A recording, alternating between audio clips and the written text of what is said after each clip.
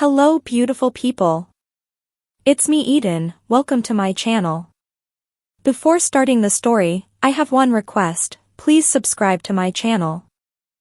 Shoes were next, flats mostly, but patent leather heels in red, white, and black. In dresses she and I made a serious dent in her credit line as Mom began by picking out several dresses that we both liked, skirts and blouses, even a suit. Slacks, jeans, some shorts and a romper suit were added, then, weighted down by it all, we left for my apartment. I thought Mom and I actually had a fun day together, sharing things that I never thought I would tell her, like the time I went to school wearing panties and pantyhose. Mom was more ebullient, asking me about every selection the whole time we were out shopping, showing me why certain clothes were made a certain way, how to buy for comfort rather than sex appeal, insisting that no real lady would be caught dead in any of that crap, unless it was on her wedding night. That night, after we had settled in, she read the instructions for the breast forms while I sat watching television. My day started well, turned into a nightmare, then drifted to what turned out to be a fun afternoon. Mom never once commented on the way I was dressed while we were out, insisting before we got to the mall that I would have to be the girl I told her I was, or quit. Nothing in the middle was acceptable. I couldn't quit, so she went ahead with a determination I had only seen a few times before. She let me pick out my clothes, but if she were in doubt, I had to try them on and get her blessing before we bought them. From lingerie to makeup, Mom guided me through it, all the while telling me what was proper and what wasn't. Like I was her daughter. She seemed as if she were on a mission to create the daughter she never had, and I was going to do it right according to her, or I wasn't going to be a daughter. In her mind it was simple. The next morning I got up first, made coffee and started breakfast. After we ate I went to get dressed, but Mom stopped me, telling me that I might as well discover the joys of fighting with breasts that couldn't be stuck in a drawer, and proceeded to attach the breast forms to my chest using the adhesive that came with them. Heavier than I imagined, they pulled at my chest muscles as I walked to the bath to take a shower. Later I wore a pair of the new shorts and a pullover tee with my gym shoes and the least amount of makeup I could manage to get by with, and no lipstick.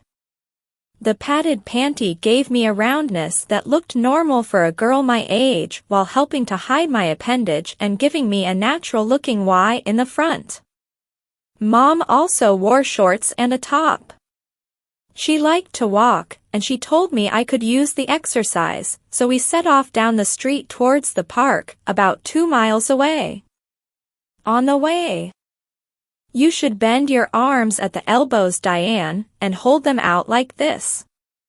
Looking at Mom, I saw what she meant. "You need to be looser, more flexible in the way you move your hands, and take shorter steps." She paused. "You seem to do everything almost right, and while not many would notice, you should work on those as well as learning how to sit properly. Sweep your skirt out before you sit down, and always cross your ankles. That's how many women sit, and nobody will question it." When we reached the park we took a short break, sitting on a bench in the shade. "How do they feel?" she asked, referring to my breasts. "Okay, I guess, I'm just not used to having things bouncing on my chest though. It feels odd, but nice."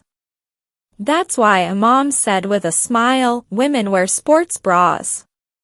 They hold the bounce to a minimum." "Now you tell me," I said, grinning. "You're a lovely girl, Diane," Mom said, "and my only goal now is to help you be the woman you tell me you want to be. I would much rather help you become a woman than become a frustrated man that never realized a dream. That would be very sad, for all of us." Mom squeezed my hand, dragged me to my feet, and we started back, going the other way around the park. kids filled the swings and slides, their laughter filling the air while young mothers chased those few that were determined to test their skills at eluding a parent. Young boys hit baseballs, others played tennis while yet another group simply sat watching people. It was a pleasant sight, yet seeing those young mothers with their children made me feel like I wanted to be one of them. Only I knew that was just a dream. I would never be a mother, so I swallowed those thoughts and kept running. Mom set the pace, and at 43, she was still quite able to set a fierce pace. Her long dark hair trailed out behind her while her bright blue eyes stayed fixed on the pathway, oblivious to the fact that every guy we passed was staring at her trim figure. I never once considered they were staring at me, since the very idea of that made me want to laugh. Mom took her shower first, then later, when we were clean again, we went out to lunch. Marcy was out, so I invited her to come along. Mom and Marcy hit it off right away, and the three of us had a very nice lunch. But Bill called me again, Marcy said casually. He wanted your number, but I told him I couldn't do that.